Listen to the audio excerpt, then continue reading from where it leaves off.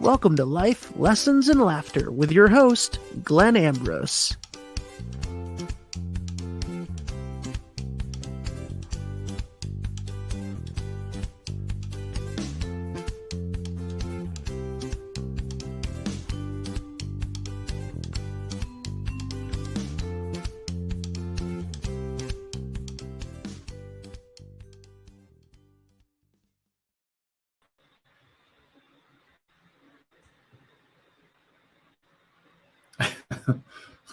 Hello, everybody.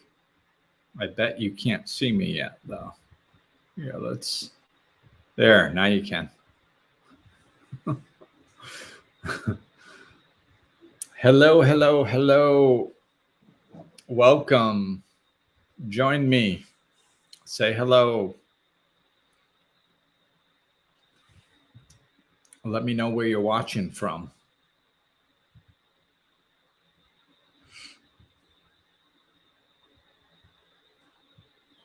See. Yeah, let me know where you are in the world, what you're up to, what your awareness is telling you. That's what we're talking about today. We're talking about awareness. Awareness. We're going to talk about awareness in the microcosm, and we're going to talk about awareness in the macrocosm, and which is cool because it's going to give you an idea of, or I shouldn't say an idea, I should say an example of how things work. We overcomplicate things immensely. And, things are very simple. So, yeah, let me say hi in the comments. Hopefully, you know what? I got to check one of my Facebook accounts. Some of you might be commenting, and I might not be able to see it because how the settings change. But yeah, the reason, what I was just saying is that I'm playing with my phone and talking. Not a good idea. Multitasking is not good, just for the record. I know we have to do it sometimes, but as a general rule, try to do it as little as possible. And public, done there. I just changed the settings, so I should be able to see the comments better. So, yeah, like I was saying, the microcosm and the macrocosm. So we tend to overcomplicate things. And in life, we can get closer to the truth by simplifying. So as I go through the process of discussing awareness in the microcosm and in the macrocosm, what I'd like you guys to do is pay attention to the dynamic of it. Everything is dynamics. So when you understand that the dynamics, if something is true or law or an official dynamic, we'll say, if it's how things work, then it doesn't matter if we're talking about something in our personal lives or if we're talking about something globally. The dynamic is still the same. So if you can understand the dynamics of how things work, it simplifies life dramatically. This is why I'm using that word more and more. Maybe I'll do a podcast just on dynamics. Although I have to think about that. That's kind of like doing a podcast on spiritual law. I know I use the term a lot, but like spiritual law overlaps one another. So it's difficult. Once you start talking about one, you go into another one and go into another one. They all start blending together. So it's not as easy as it sounds. Some fresh coconut water. One of the joys of being in the DR. So yeah, keep leaving the comments, people. And so the dynamics, as you're going to see in what I'm talking about today, it applies to many things and most things. If you understand the dynamic, it's going to be the same in your personal life or a very small scenario or situation. And if you blow it up, you're going to see the exact same dynamic in a global scale or a societal scale, in countries or cities or, whatever. If it's true, it's going to fit small, medium, large, any size. The size doesn't matter in the universe. So it's just, if you understand a dynamic, then you can understand that it applies to many different levels. So you can take things that seem complicated, perhaps in a global view, or sometimes in our own lives. A lot of times the stuff in our own lives is harder to see because of the emotion around it. So sometimes we can take a dynamic that's global that we can see clearly because of our distance to it, the perspective, and then bring that dynamic into our lives and see how it applies to us personally. So that's kind of a side thing. We're going to see how things are the same in the microcosm as in the macrocosm. And we're going to use awareness today to talk about. So awareness is huge. Everybody's teaching it. It's the same as consciousness or being awake or being in the present moment, being in the now. Basically, it's the same concept. So being awareness is might be a little bit different in certain situations, but basically it's the same. And what I'm talking about is awareness in our personal lives. I'll start there. When you're aware in your personal life of something that you're doing wrong, or something that somebody else is doing wrong that you need to set a boundary with, or something that is no longer serving you. When you have awareness of something that needs to change, that's 3/4 of the work. Because we can literally live years, decades, sometimes lifetimes without awareness. And we have no hope for changing whatever that is. We're not going to change it. I mean, it's until we have the awareness, it's not going to just magically change by itself. It's our life. It's our behavior. It's our pattern. So we have to change it. So awareness is gigantic. It's huge. And most often I see people, when they start gaining awareness, they beat themselves up. They find out that they're doing something that is not serving them, or a relationship isn't serving them anymore, or because maybe the way they're framing it is, oh my God, I picked the wrong person. It's like, yeah, but that's good, because you're aware that you picked the wrong person. Up until that point, you were screwed. Like you had no hope in getting out of that relationship because you didn't even know you picked the wrong person. So once you found out you did, once you gained the awareness that you were doing something wrong or you had made a mistake, whatever, now all of a sudden you have the ability to change it. You have the information necessary to even want to change it, to know you should change it. Up until you gain that awareness, you're just going to live in that cycle. You're going to repeat that pattern. Your life is not going to get better until you know that you need to change something. So the awareness is huge. What we need to do is start patting ourselves on the back for that awareness instead of beating ourselves up over it. Most people are like, oh my God, I just realized that I need to set boundaries with people in my life. I'm such an idiot. I let people walk all over me, and they just beat themselves up over and over and over. And it's like, and then, then after you beat the living crap out of yourself for becoming aware, which should be a good thing, you don't have any self-esteem left to actually stand up and empower yourself to make the boundary. So a lot of times you'll stay in that pattern anyway. This is why beating ourselves up is so dangerous. We have to stop beating ourselves up. So like I created a rule years ago, because when I first gained clarity on this, I had seen some things in my life that I hadn't been doing well. We'll just say it like that. And some of them I was unaware. I had no idea that I should be doing things differently. And then one of them I knew I should be doing differently, but I hadn't made the change yet. So I saw the two differences right there. And I was like, oh, I can't treat these the same. That's wrong. Like, so the things that I didn't know I was doing wrong and I just gained insight, oh my goodness, I'm doing this wrong. I'm not allowed to beat myself up over those. It's like, that is not allowed ever.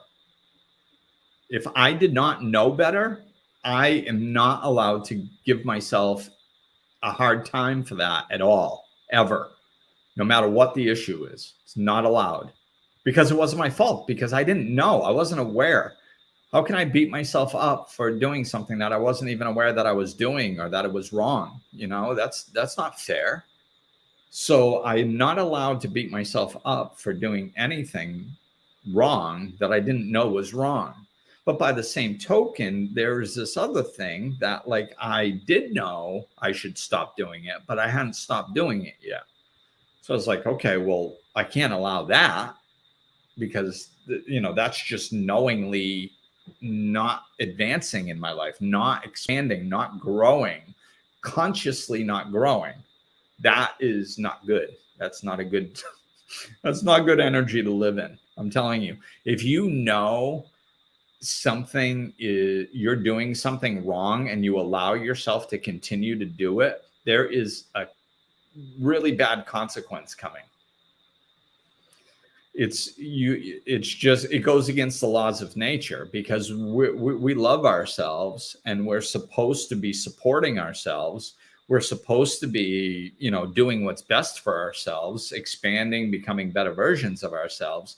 And if we just know something's wrong and continue doing it, like, that is just doubling down on the dysfunction. That's just basically asking for the universe to drop a rock on your head, or a car, or a house. Like, that's not going to end well. So if you know you're doing something wrong, stop it before the universe stops it. It ain't going to end well. I guarantee that. So that was my rule. If I knew something was wrong, I had to put in the effort to make sure I stopped doing it. Okay. And, some situations, just to be clear, some situations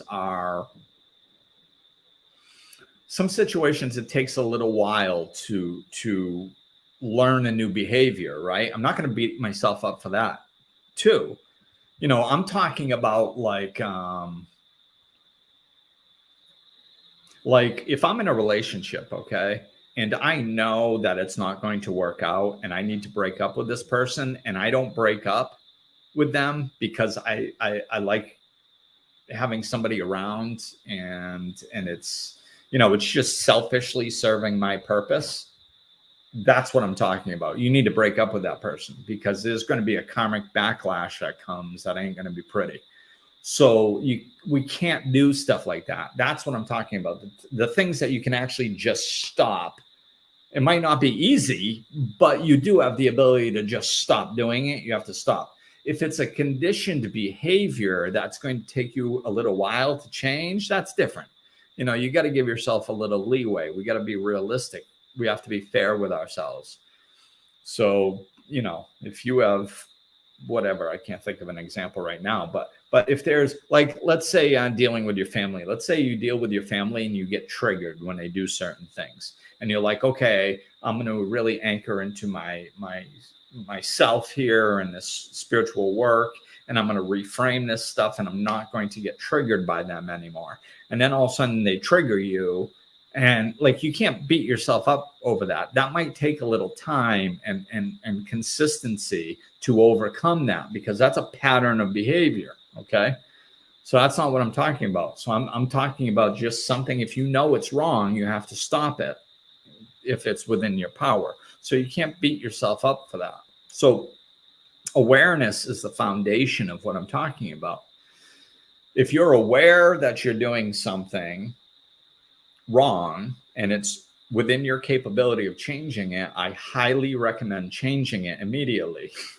If it's a behavior pattern that takes a little while to change, well, give yourself a little leeway and work through that process.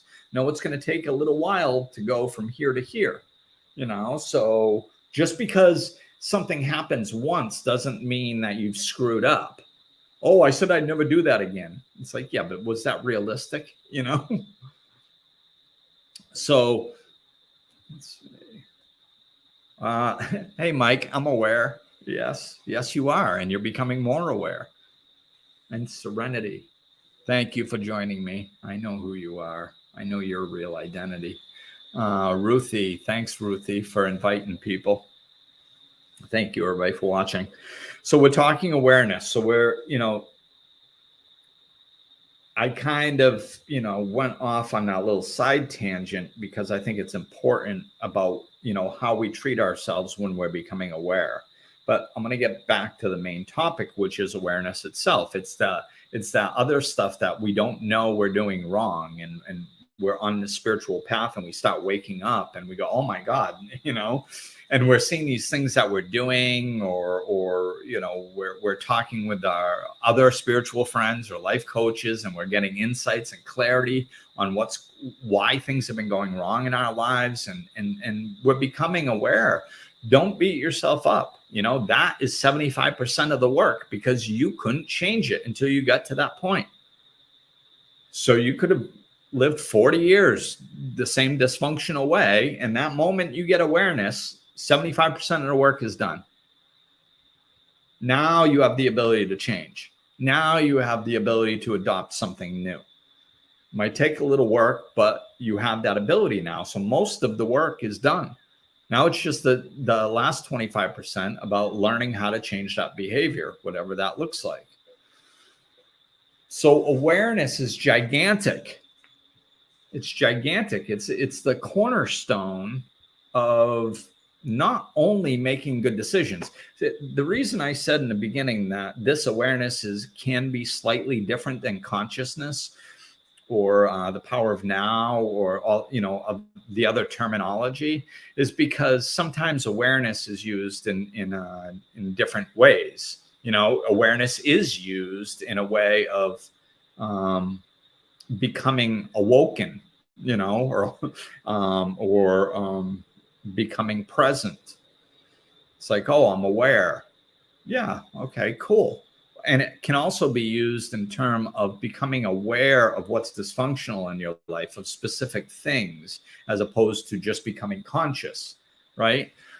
So in our lives, becoming aware is a gigantic asset, and we have to practice patting ourselves on the back, going, yes, I'm aware. I became aware that I was doing something dysfunctional, or that I was looking at this wrong. Yay me. We have to start patting ourselves on the back, because it's such a big part of what it has to happen before change can happen.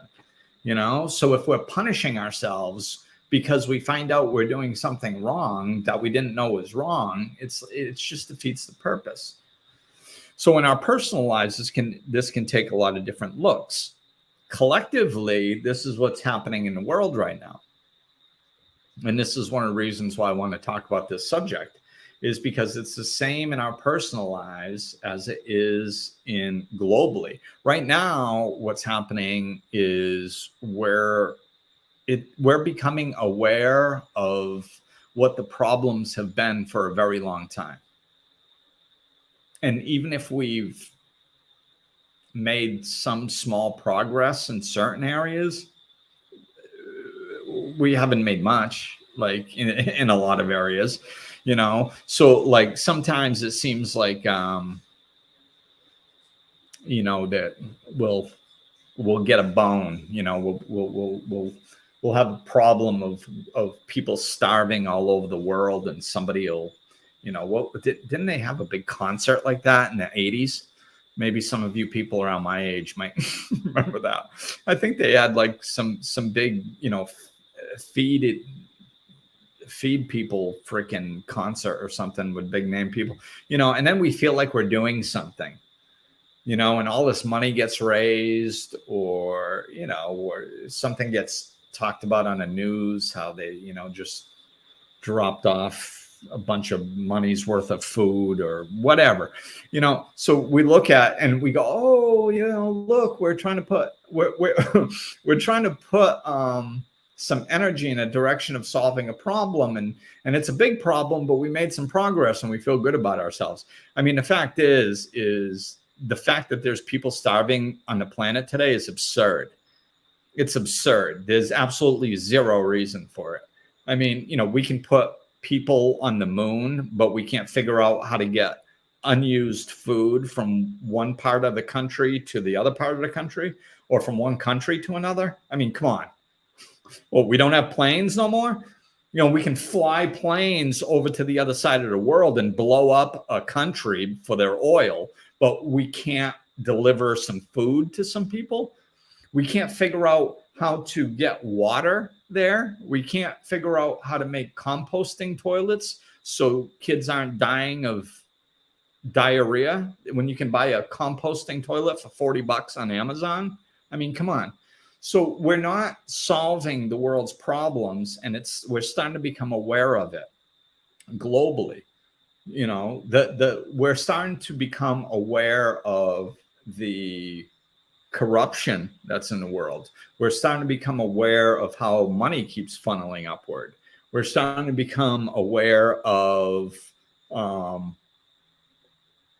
everything that's dysfunctional. The planet, we're starting to become aware that we have been living unsustainably for a very long period of time. Our model for basically how we live on this planet is wrong. It's flawed. It runs out. It's got a time limit. Like, it's not sustainable. It doesn't feed itself. Like, everything in nature feeds itself. It goes in a circle, so it's like there's a purpose, and then when it dies off, it feeds something else. It's like, it's just it sustains itself. And we do not have systems like that. We just take and take and take, and we never feed back. So like our systems for existing on this planet, we're becoming aware of them in a global sense. That we just can't continue the way it's going. And we're doing that with, like I said, the planet. I mean, if you're paying attention to the gigantic shift of money that's going on, then you're seeing it there too. I mean, I don't know the numbers, and it doesn't really matter what the numbers are, but they're ridiculous. That the middle class is disappearing. We're going through a COVID crisis where they close all the small businesses that only have a few people that go in them at a time. So why are those dangerous? But we're keeping the huge stores open where tons of people congregate all at once. But we're supposed to be social distancing, and we're not supposed to have a bunch of people there at once. So why, so the money is just, and it doesn't matter if you agree with that or if you disagree. I mean, that's a fact. That's happening. I mean, it doesn't matter if you agree that it should be happening or it shouldn't be happening. Maybe there's some excuse to why it's happening, and you can say, oh yeah, but this is why. Okay, fine. That's cool. I'm not going to argue with you about it. Let's say there is a reason. The fact is we had, like, if the numbers, these are completely BS hypothetical numbers, but if like we had 10% of the people owning 90% of the wealth, then by the time COVID's over, we're going to have 10% of the people with 95% of the wealth instead of 90. You see, more money is going up.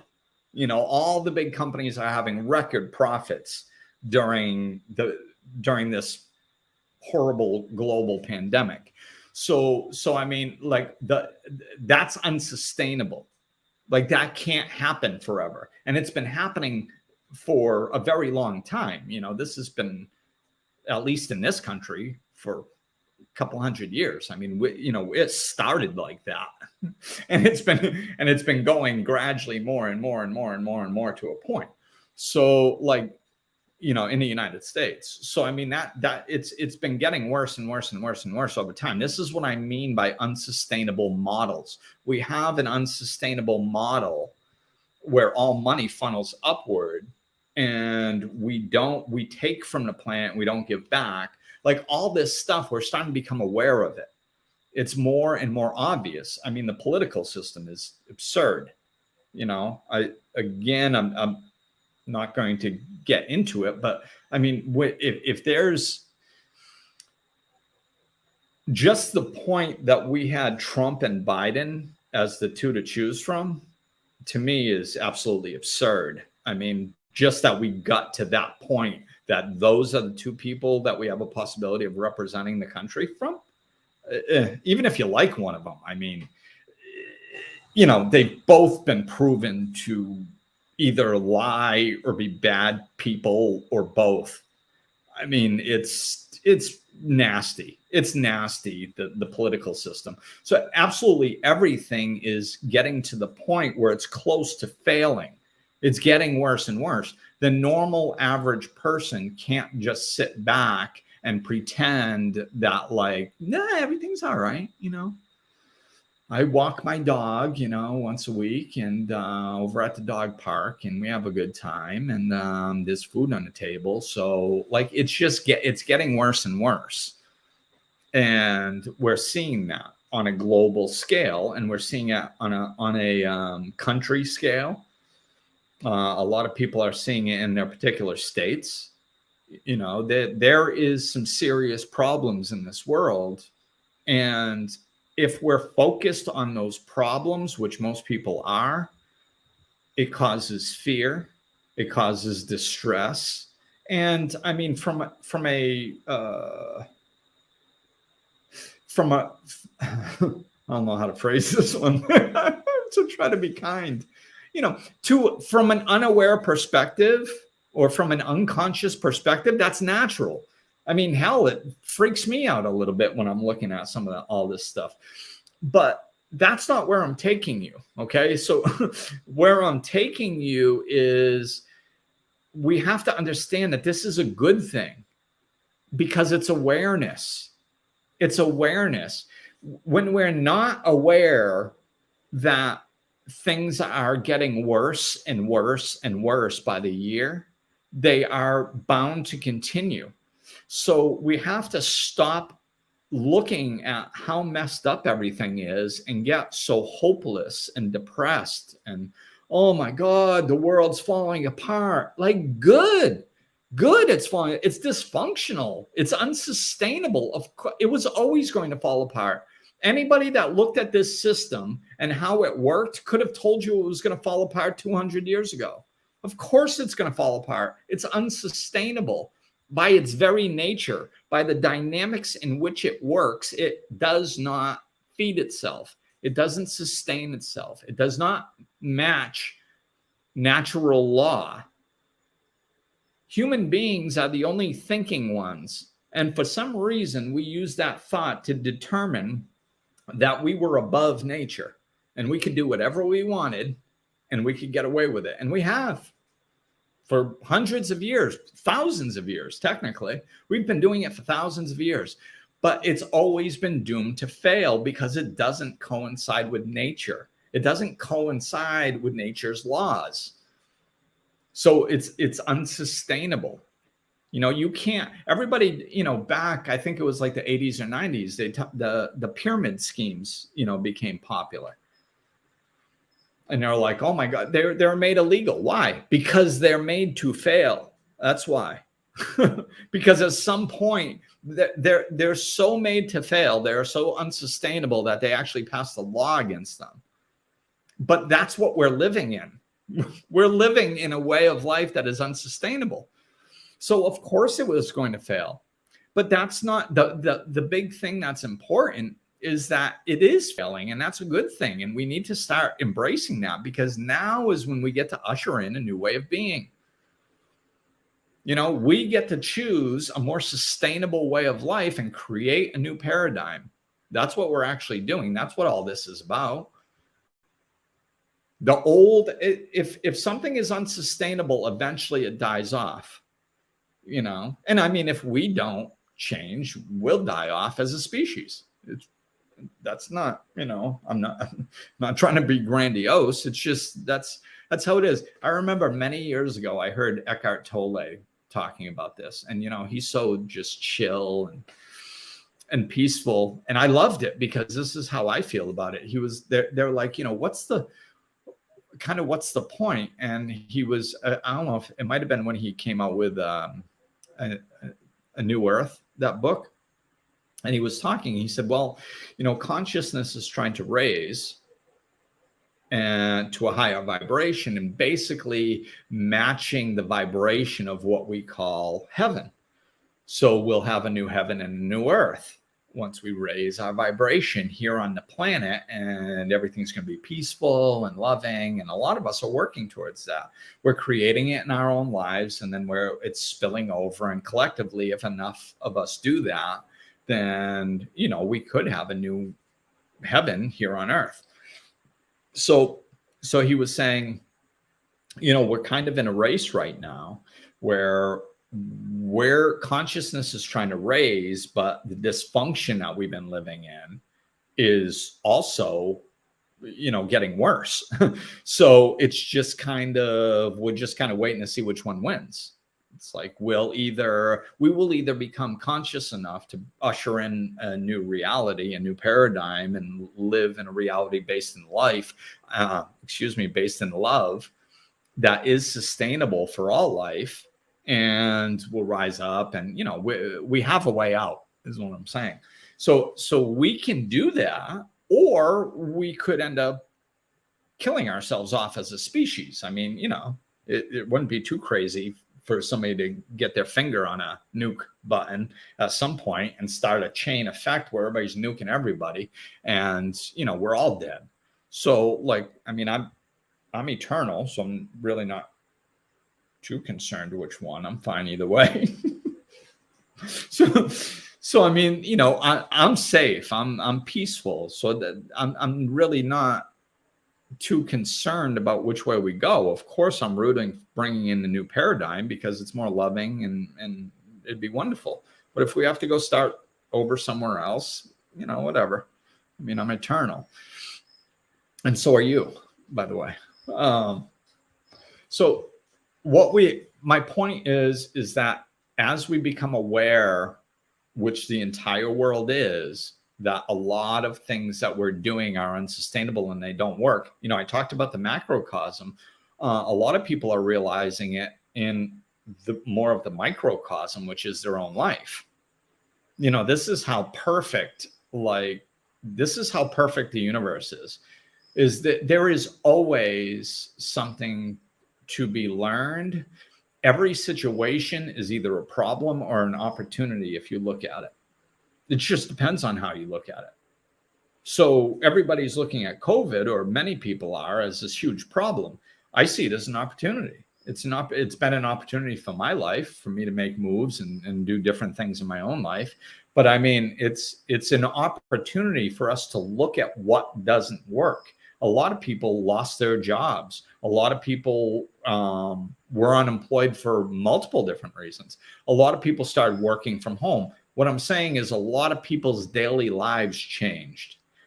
And if you see that as an opportunity instead of a problem, then all of a sudden you get to look and you go, oh, wait, I was kind of lost in that dream of my life, just kind of living the next day, the next day, the next day. And I thought I had stability in my job and in my life. And it's kind of a wake-up call. Yeah, anything that happens is a wake-up call if you use it as that. So the people who are advancing in their lives are taking this as an opportunity, going, oh my God, you know what? I didn't like my job anyway. I'll get training doing something else. oh, I love working from home because I can be with my kids more often. I'm going to try to, my boss is calling us all back into the office. I'm going to try to get a job doing the same thing, working from home, working for a different company, because I really like spending time with my kids.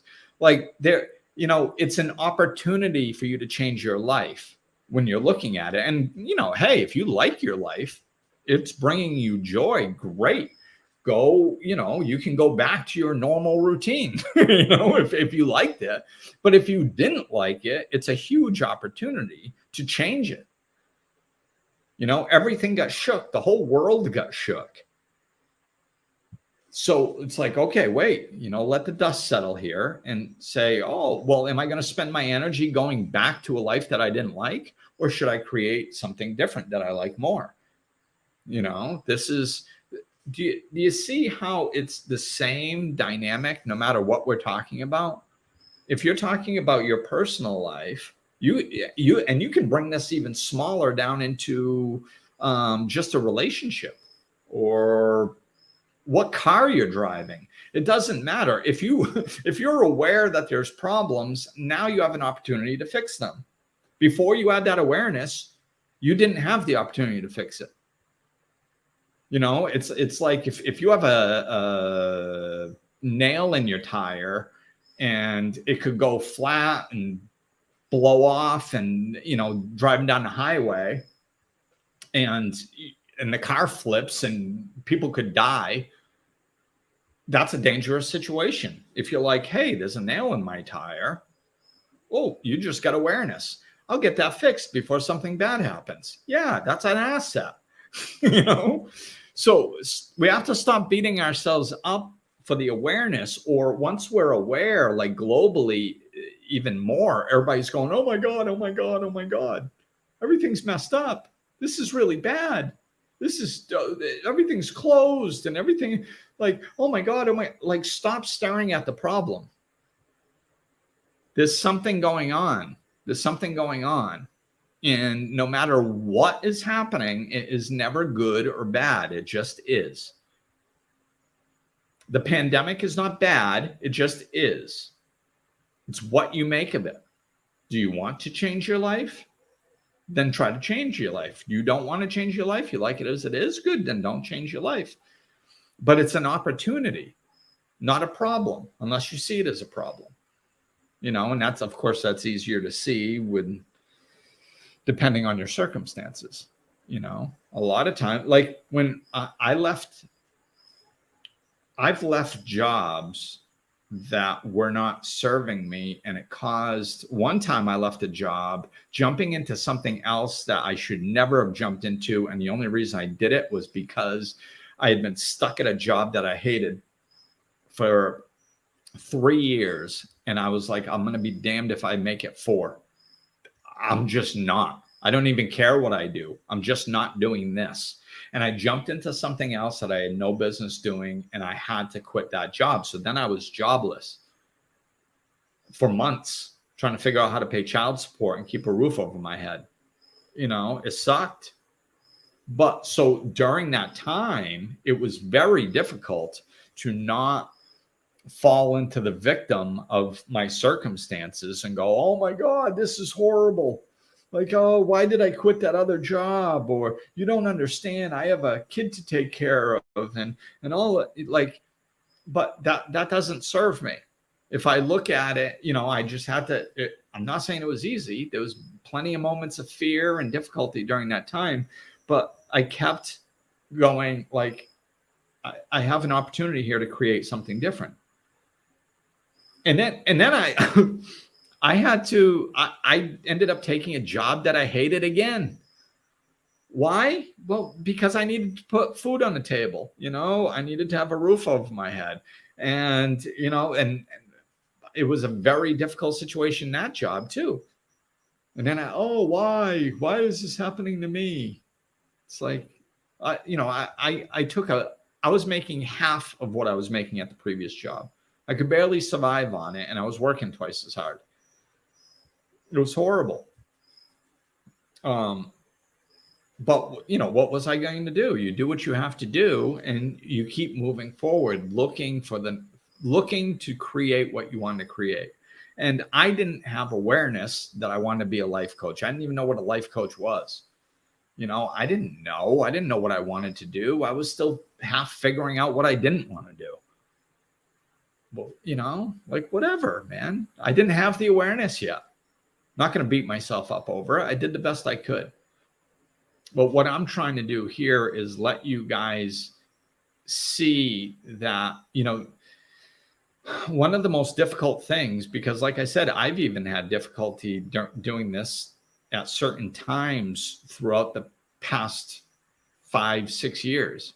There's been a lot going on, lots of problems, lots of noise, lots of distractions, lots of negative energy all over the place. And it's not easy.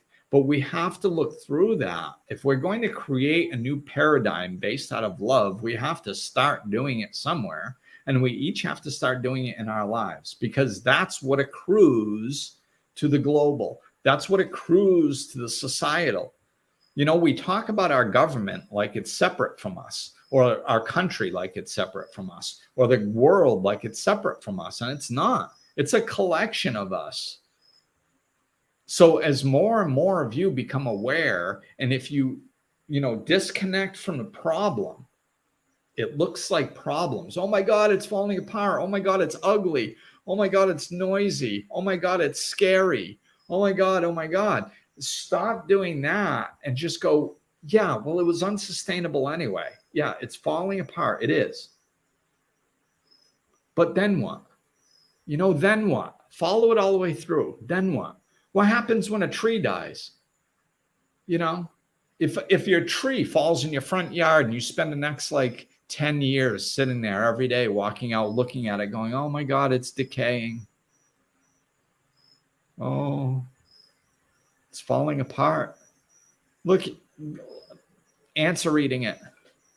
Oh my God, it used to be this beautiful tree, and now it's just dying and decaying and falling apart. Oh my God. But if you wait long enough, something new comes out of that. You know, it nurtures the ground. It's nurturing the animals that are eating it. You know, new life springs out of that. You can have something completely new and beautiful. You know, this is what fire does in nature. You know, I mean, not that, you know, the stuff happening in California and other places is a good thing. I'm not saying that. But there's certain aspects of forest fires, they actually induce them sometimes. Nature induces them sometimes for the purpose of burning things down and starting new, and beautiful things growing out of it. You know, like I said, I don't wish anything bad on anybody. I'm just saying fire in general. So like, we have to stop focusing on the fire and understanding that something beautiful has an opportunity to be birthed out of this, and start creating it, because that's where we are right now. We are in the beginning of the creation process. We are creating a new paradigm. That's why you're waking up. You know, Mike said, I'm aware. Yeah, that's why you're aware. You know, all of you guys that are listening, I mean, even if you haven't even started your journey yet, there's a certain level of you that is even thinking about possibly listening to something that I have to say. That alone puts you way further advanced than half the other people out there. There's a whole ton of people out there that haven't even begun to awaken yet. But there's many of us that have. So this is, and what, so if that's true, right? If we're a smaller percentage, you know, who knows what the percentage is? It could be 10%, it could be 20%, whatever. But it's a smaller percentage, you know, that are awake already anyway. A large percentage, I think, is in the midst of awakening. But those of you listening to this, you're already in the top percent of awake just because you're listening to something like this. So that means you're at the front lines of bringing in this new paradigm. How are we going to usher in a new paradigm? Well, we have to start living one. We have to start being an example of it. The only way we're going to get people to live a new paradigm is to create it and be an example of it. It's attraction rather than promotion. We don't have to drag people kicking and screaming into our way of life. Just live peacefully in a love-based way. Do your inner work. Get rid of that baggage shit that's been dragging you down. And that's going to happen a lot faster now because this shift is picking up speed. So stuff that took people 10 years, 5 years to work through, you're going to be ripping through it in months. So that's another thing. We have to get through. We got to get it in our heads that we are here to transcend our issues, not to talk to somebody about them for the next 15 years. That time is long gone. We are here to transcend our issues. They are behind us. We're not working through them for years on end. We're just gaining awareness of them and transcending them a lot quicker, which is cool. That's one of the benefits of being in this time. So we need to usher in, if we take our eyes off the problems and start putting them on us and really understanding what we are the role models. We are the example of a new way of life that's going to be ushering in. And there's going to be a bunch of people as things fall apart, more and more looking for new ways of doing things. It's already begun. They're looking around. Geez, maybe I'd like to live in a more peaceful place. Maybe I'd like to leave the country. Maybe I would like to live in an eco village. Maybe I would like to have my own land and live off grid. Whatever your thing is, as long as it's love-based and peaceful and it clicks with you, head in the direction of it, because people need to see that. People need to see it's possible. People need to see people doing it, and then they'll do it. That's how everything happens. The government never saved anybody. They're not going to come in and go, geez, we're gaining too much power and money. So we're going to dismantle our government and start over because this is just working too well for us. But we really love you people. And so, yeah, we'll just give back our pensions and we'll spread it out to everybody because we're such nice people. Yeah, that's not going to happen. So don't look at the politicians and the governments to come in and save you. You save yourself. Create a new paradigm yourself. Create a loving, peaceful way of life in your own world. And from that place, you'd be amazed. Oh, look, there's more people that think like this. Oh, look, like one of the biggest, one of the most common issues that I've seen over the last 18 years of being on this path is people that have awoken to one way, shape, or form, spiritually, to a more loving way. People that have awoken to a more loving way of being, looking for other people to connect with. That's one of the most common things, because when you start living your new way of life, and not everybody in your old life is going to transfer over to your new life. So you're going to have to probably let go of some of those people. And you're going to have all these amazing, like when you awaken, it's so amazing. It's like the most exciting thing. It's like seeing the best movie you ever saw, only times 1 billion, right? So you want to talk to people about it, and you want to experience it with other people, and you want to share it. And half the people aren't ready yet. So they're just like, and then people are on different levels of spirituality, and sometimes they have difficulty connecting. Like, we need community. We need to all come in. And yeah, Joy just said, you feel alone at first. It's true. You do. This is such a common thing. You feel alone at first. And you're not. I mean, there's more people waking up today than there was yesterday. And I've been on this for 18 years, and it's insane the speed that this is going now compared to how it was 18 years ago. It's absolutely insane. It blows my mind how fast the spiritual awakening is happening. It's happening all over the place. People from all over the world are coming over to the Dominican Republic. And where I live is just such a spiritual vortex that people are like coming over and they're going, I don't know what happened, man. I was in my life and then all of a sudden fell apart. And then all of a sudden something happened and I ended up here 2 weeks ago and here I am. and it's amazing. It's like, how the hell did you get here? It's the stuff that is occurring globally is so exciting and so awesome. So yeah, you're going to feel alone at first, and you just got to watch out for a little bit of spiritual snobbery, what I call it, because when you awaken and you start seeing how messed up everything is, we have a tendency to get judgmental. We're like, what the hell? Why would we possibly be living like this? It's offensive to some degree, right? At first, but we have to disconnect from that. And that was one of the first things I learned when I got sober. I just blew open. And one of the first times I got frustrated, this was probably like in my first 5 months of being awake. One of the first times I got frustrated was people started coming to me because they could see something happened. So they're like, what are you doing? What are you doing? And I'd be like, oh, you just wake up, like you just surrender, and it's just peace and love and everything's awesome. And now most of them weren't capable of doing it, like it's easy to say. And I started getting frustrated because I'd see them go out drinking and stuff, and really bad things happen. And I'm like, why aren't they doing it? And I was getting frustrated, and I was like, whoa, wait a minute. Like, how come I didn't do it? I did it 5 months ago. How come I didn't do it 6 months ago? How come I didn't do it a year ago? How come I didn't do it 2 years ago? It's like, I don't know. Maybe I just wasn't ready. And it's like, yeah, maybe I wasn't. Well, they're not ready. So would it be fair for somebody to jump down my throat and go, Glenn, what the hell's the matter with you? What are you, stupid? Can't you just see that you should just awaken? Like, no, that wouldn't have been fair for somebody to do to me. So why would that be fair for me to do to somebody else? And that's when I was able to put it into perspective and learn how to meet people where they are. That's a skill that I think a lot of people waking up need to practice. Maybe I'll do a podcast on that if I can.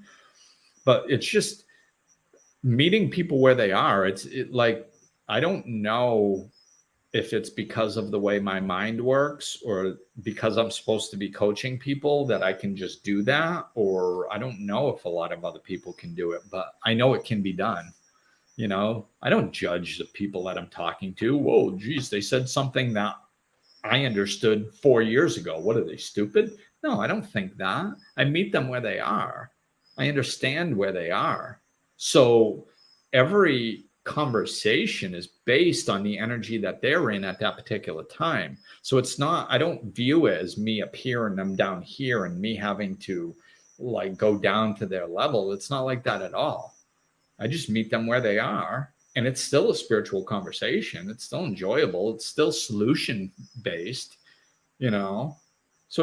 So maybe you guys can, maybe I'll do a podcast if I can, but maybe you can try to meet people where they are and understand that they don't need to, the people you're interacting with don't need to be exactly where you are.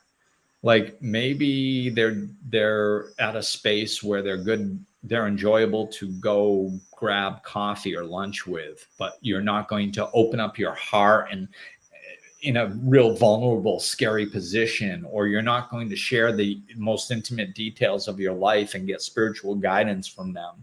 That's okay. Just go have lunch with them. That serves a purpose too. Like you guys, we're social animals. We can have social interactions that aren't, not everybody I talk to is way down here, like deep spiritual. I have friends that aren't awake at all, and I enjoy their company too. It's just, I meet people where they are. So I have a whole myriad of people that I interact with on different levels for different reasons. And I can, enjoy that aspect of my life with them, So try doing that. We got to get rid of that judgment and that spiritual snobbery. But you see, as is the macrocosm is the microcosm. It all starts with us. This is the real meaning of be the change you wish to see. Be it, live it, be the example. We're ushering in a new way of being, so we need us to live it. We don't need to go change. We're not going to win this fight. I don't even like calling it a fight. We're not going to win this by fighting the government or fighting the negative people or fighting the rich people. It's not a fight. We just starve them. Just don't interact with them. Don't allow their tactics to scare you. Don't allow their tactics to distract you. Just focus on living from peace and love, creating your own reality with your own types of people who understand and connect and love and be the change you wish to see in the world. And as that mushrooming process happens, because it naturally will, because if people have a choice of living in an unhealthy, miserable reality or a joyful, peaceful reality, they're going to choose the joyful, peaceful one. They just haven't had a choice yet. So let's give them one. Be the change that they wish to see. Just be it. Walk around, don't recruit them, just be it, and they'll start coming. They already are. Like I said, they're literally coming over to the DR, and they're coming to different spiritual platforms, and they're coming from every angle. The spiritual shift is happening. They're coming from everywhere. So we don't have to worry about it. The mushrooming process will happen all on its own. All we need to do is focus on us and our work and our microcosm. And this microcosm and that one and that one and that one and that one. And all the microcosms add up to a macrocosm. Society is a group of people. So if more people are conscious, which is what we're on the road to having, then, and not fighting, not getting, oh, you need to be conscious too. I'm love, damn it. That's not love. That's not love. Just because you want to love people, you can't throw anger. Like I was talking with this earlier, and somebody said that, there's a famous like bumper sticker or something that says like, if you're not angry yet, you're not paying attention. It's like, no, if you don't see the problem yet, you're not paying attention. You don't have to get angry about it. Anger, you can't throw anger up against the wall and get love. MLK said it. Hate can't drive out hate. Only love can do that. So we just have to be love. And that will just automatically drive out hate. It's like light and dark. If it's dark and you bring a light into the room, there's not a fight. It's just light now. So just be the light you wish to see. And the darkness will just automatically dispel. You don't have to fight against it. So that's what we're doing here. We're being the light. We're being the change. Just be. You. All work is inside work. And then, as you're a better example of love and actually functioning in society in a loving, peaceful way, somebody else is going to do it right next to you, and somebody else. And that's how it goes. Next thing you know, and we don't need, I don't even think we need a majority. There's something of an 80-20 rule. Look it up. I'm not going to get into it, but there's an 80-20 rule that basically says 20% of the people control what 80% of the people do. And I'm not talking about a power dynamic. This is like scientific studies that back this rule up. So it's possible that we just need 20%, or maybe we need 51% people, some people say. But just think, like if we had 10% of awake people on the planet, just think about what the world would start looking like if we had 30%. If we didn't, and it was 51 that we needed, and we don't even have it yet, 35%, 40%, it would be a huge impact. And then 51%, and that's a tipping point, right? Whew. We have the majority of the energy being based in love. Those the people who aren't based in love can't stand that. They're not going to be able to stand up against that. They can't fight against it. Gandhi did it. Once the majority of people just sit there and go, no, we're not going to live like the way that you're telling us to. Just no. We're going to be love. The government runs around panicking, trying to figure out what to do. Well, we'll beat you and throw you in jail. Okay. And they did that with some people. But then the rest of them went, no, you can't put us all in jail. You can't beat all of us. You can't control us anymore. We're just not going to do what you say that we're supposed to do. No. And then what did England do? They left India of their own accord. They weren't driven out. They just left because they can control people. Right? So this is what I'm talking about. This is how we usher in a new way of being. It's the macrocosm, same as the microcosm. We are in a microcosm. Every social change is grassroots. It starts with the people going, no more. This isn't right. We're just going to be like this. And even with all that noise, no, we're just going to be like this. And then there's more and more people feel the same way. And then all of a sudden, maybe in other social change arenas, you had a spearhead like Martin Luther King Jr. You had a spearhead that kind of drove a lot of the movement and the political action. But, hey, maybe we will have something like that. Maybe we won't. Doesn't really matter. But the point is the energy that induced the large social change came from grassroots. It came from a bunch of people going, yeah, I don't think this is right anymore. Like, this ain't right. We can't live like this. Even people who never opened their mouths and said a damn word about it were still part of the collective energy that wouldn't accept it anymore. This is what we need to be. The collective energy that just won't accept it anymore. And we don't have to fight against them. We just live differently. Just live your life. That's the beauty of it. As we're in this process, the big punishment is you get to live peacefully and happily and lovingly. Ooh, starting like now to the best of your ability, and it just increasing. That's all you have to do. That's it. And the rest takes care of itself. I saw something once that said, oh, if only love would spread as fast as hate. Oh my God, that's so misguided. Love spreads 10 times faster, 100 times faster than hate.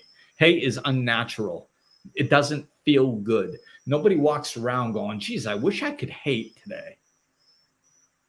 Nobody's looking to hate. But how many people are looking to love? Boy, I wish I just felt better.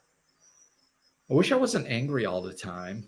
I wish I didn't feel unsafe. Yeah, everybody's thinking that, So let's embrace the love. And as we do, we're going to be the example for more people to see it. And us, as the microcosm, start adding and adding and adding, and we become the macrocosm. And then our government will be a reflection of its people, which it is now. The government right now is a perfect reflection of the people. Most people are unconscious. They're angry. They're irritable. They're taking pills to make themselves happier, or they're addicted to something. Illegal drugs, legal drugs, shopping, sex, relationships, their cell phone, social media. They're addicted to freaking something to distract themselves from the shit that they're feeling inside. And then we wonder why we have a government like this. It's because of us. So we change, and then it changes after. It's not the opposite. It's not going to change and make our lives better. We're going to change, and then it will reflect that change. So microcosm to the macrocosm. Awareness. This is our opportunity. 75% of the work is done. Why? Because we're aware. That's why. And now I'm talking to all of you guys that are listening to this. You have some level of awareness that something different has to happen in your life. Maybe it's advanced. Maybe it's just the beginning, whatever. You have the awareness. That's why you're listening to this. And if you listen this long, you definitely have some awareness. So you have awareness. That's 75% of it. All you got is the last 25. Just feeding that love, feeding that new way of being, feeding that awareness, not judging others. Even if you're right, even if you awoken to love and righteousness and beauty and peace, and then you look at the people who aren't living it, you can't get angry and start judging them, because now you dropped into judgment, which is a low vibration, and you're disconnected from love. So let that go. Let them be. Just focus on you and people around you and creating new communities of love. Associate with other people. And don't be afraid to do it online. There's a reason that this spiritual shift is happening now. And the fact that the internet exists is not a coincidence. There needed to be a way for the entire globe to change. That was never possible before until the internet. So let us use it. You know, the internet is not bad. It's just how it's used can be bad. So let's use it for good. It can be the greatest catalyst for change. It can be the greatest catalyst to meet people from all over the world. I have clients all over the world, literally all over the world, you know, and there's platforms all over the world. Like we can connect with other people, you know, and that's another thing that I'm working on. So I'm going to give you guys an outlet for that soon, an online community with like-minded people, so where we can connect with each other and have these conversations and know we're not alone and we're not crazy, and and keep ourselves focused on the hope and the love that we're ushering in, you know. And Nicole, I love seeing my friends waking up by what they post on Facebook. It's like, yes, you see it too. I feel less alone. Yeah, that's it. You know, and you can, I mean, you know, my Facebook feed, I mean, you know, let me see. No, none of you, but there are people that I just block their posts. Like I stay friends with them because I am friends with them. Some of them, you know, some of them I'm not, but some of them I am. But if there's negativity coming out of them all the time and they're not looking for any solutions and they're just caught up in the negativity, I block their posts. I want to see it. It's not serving me. You know, I might reach out and offer some help here or there. Some I do if I think that they might be open to it. Some I don't if I don't think they will be. But, you know, it's not my job to save the world. So sometimes I just block the post and I just don't see all that negativity. It's okay. They don't even know I've done it. It's all right. So we're still friends, you know. And if I had to block people and unfriend them, I've done that too. But I'm not going to sacrifice my loving existence by being fed all that negativity, you know. So this was a long one. Oof. But good. It felt good. I think that there was a lot of important stuff in this one. You know, the shift is beautiful. It's happening. And I think that this is part of what I'm going to be doing more and more of as we move forward, is just kind of helping guide people on what this looks like, and just empowering and reminding people to stay focused on love and just do you, man. Just do you. Don't worry about what's going on out there. Just keep doing you, and, you know, bringing in this new way of living. And that is helping the world dramatically in itself. So as we change, you know, as we become aware, to kind of recap, as we become aware, that's 3/4 of the job. Now we just have to make the changes, be the change we wish to see by making the adjustments in our own life and being the love that we wish to be and the love that we wish to see. So, you know, that's our work, and know you're 3/4 of the way there. Don't get caught up dragging yourself down, beating yourself up, but because you didn't know before, you know now, or you're even starting to know. That's good enough. So you focus on that. And don't get distracted and pulled away by all the noise and distractions and BS. That's just the world falling apart. Let it. You know, it sucked anyway, man. It sucked. It wasn't fair to people to everyone. We didn't live in love. We lived to work and to have a nicer box than the neighbor had to live in, or, you know, a more souped up car with a bigger engine, with a newer paint job. Oh my God. It's like, seriously? That was our existence? Good. So latch on to the hope and moving forward and doing what you can do, which is living your best life. and let the rest fall apart, man. We don't need it anyway. All right, that'll do it. And you're welcome, Tammy. I saw that little comment.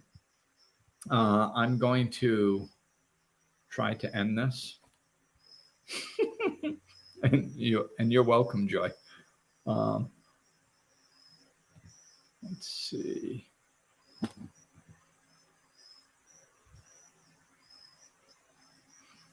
And it's weird because I can't.